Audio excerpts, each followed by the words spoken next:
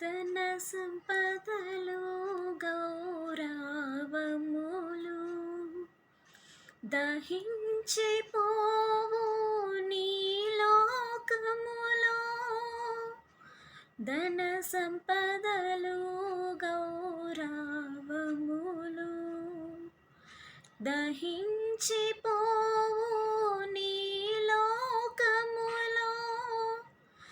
పాపము నిండే జగములో, పాపము నిండే జగములో, శాపము చేకూర్చుకొని లోకం శాపము చేకూర్చుకొని.